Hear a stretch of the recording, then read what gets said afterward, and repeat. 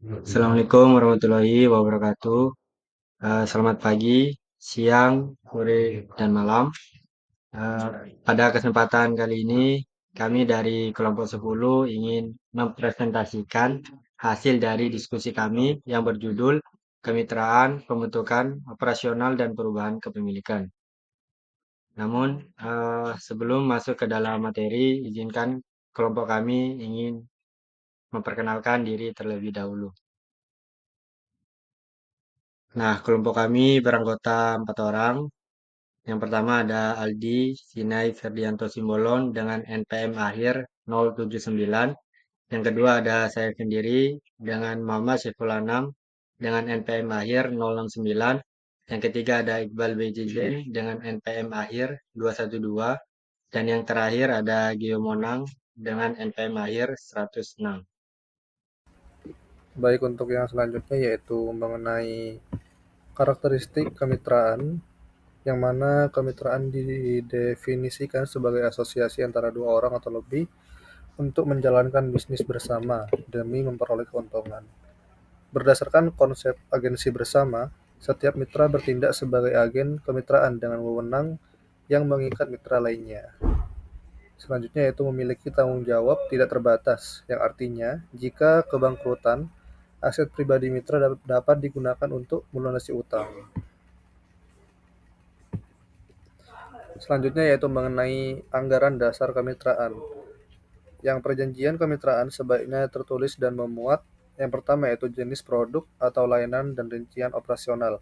Yang kedua yaitu mengenai hak serta tanggung jawab masing-masing mitra. Yang ketiga yaitu investasi awal, yaitu tunai dan non-tunai. Yang keempat yaitu kondisi investasi tambahan.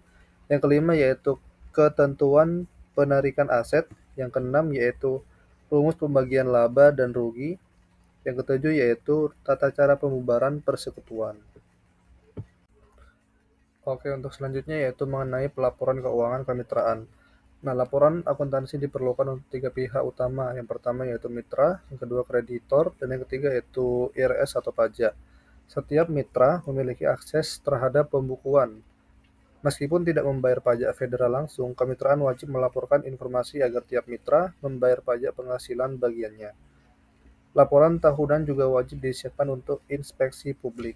Nah, yang selanjutnya yaitu investasi awal dalam kemitraan.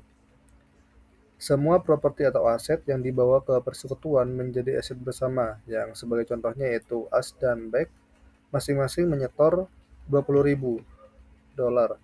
Yang jurnalnya yaitu cash sebesar 20.000 dan S capital sebesar 20.000.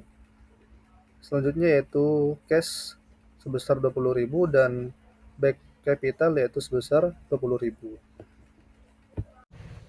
Baik, pada slide selanjutnya kita memasuki pada pembahasan partnership operation.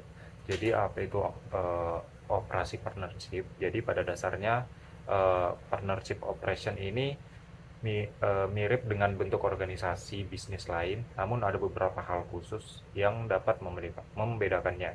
Yang pertama, di sini biaya pribadi seorang partnership tidak boleh dicatat sebagai biaya usaha, melainkan dianggap sebagai pengambilan pribadi atau drawing. Nah, dalam partnership juga terdapat akun tambahan seperti drawing account dan salary allowance yang tidak ada pada perusahaan perseorangan biasa. Nah, laporan keuangan partnership meliputi laporan laba rugi, neraca, serta laporan modal partnership yang menunjukkan perubahan modal masing-masing partner.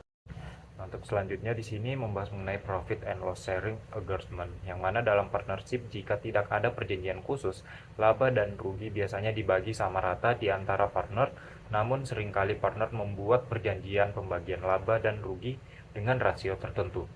Nah, selanjutnya ada service consideration in profit and loss sharing agreements. Jadi selain modal, kontribusi jasa atau tenaga partner juga menjadi pertimbangan dalam pembagian laba. Nah, ada partner yang bekerja aktif mengelola usaha, sementara partner lain mungkin kurang terlibat.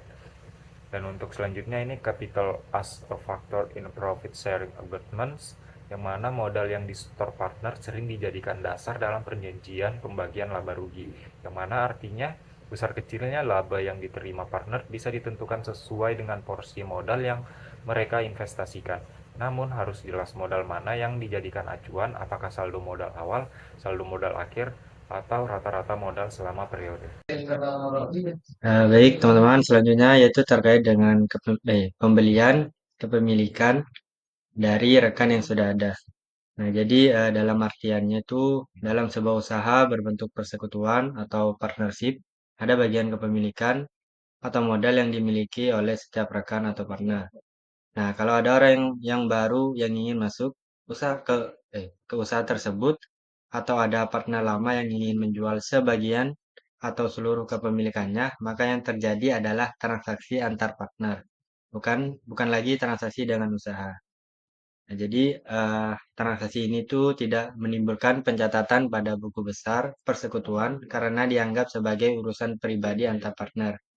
Nah, modal persekutuan itu tetap sama, hanya dialokasikan kembali sesuai dengan persentase kepemilikan baru setelah terjadi adanya jual beli atau transaksi. Apabila harga pembelian berbeda dengan nilai buku modal atau partner penjual, maka selisih tersebut juga tidak mempengaruhi pencatatan dalam persekutuan, karena merupakan kesepakatan pribadi di antara pihak yang terlibat. Nah, contohnya, apabila dalam suatu persekutuan terdapat dua partner yang masing-masing memiliki 50% kepemilikan, lalu ada seorang partner baru membeli 25% kepemilikan dari salah satu partner, maka transaksi kepemilikan akan berubah menjadi 25%, 50%, dan 25%. Meskipun terjadi perubahan dalam distribusi kepemilikan dan pembagian laba rugi, total modal persekutuan tidak berubah dan tidak ada laba atau rugi yang diakui oleh persekutuan.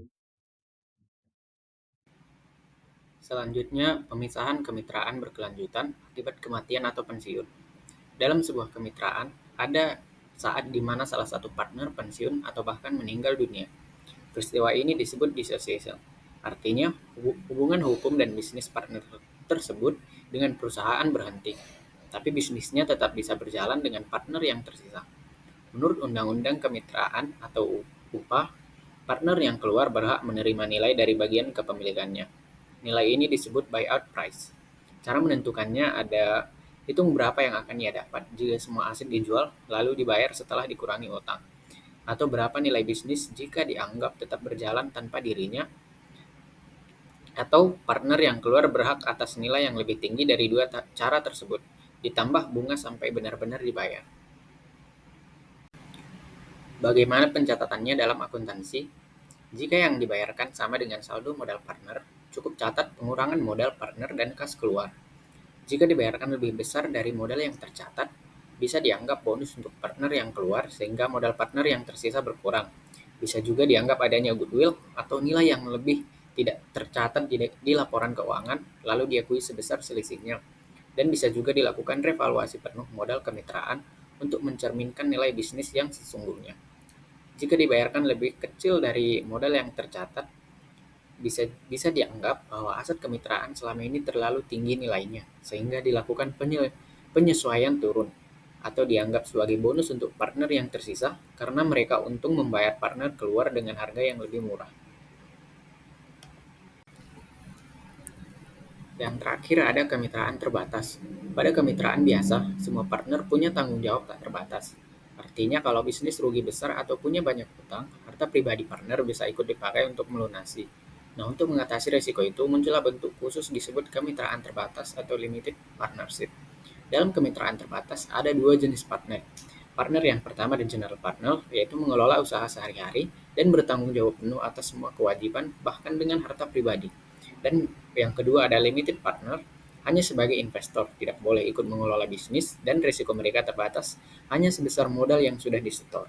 Kalau seorang limited partner nekat ikut campur dalam manajemen, ia otomatis kehilangan statusnya dan berubah menjadi general partner, sehingga juga menanggung utang tanpa batas.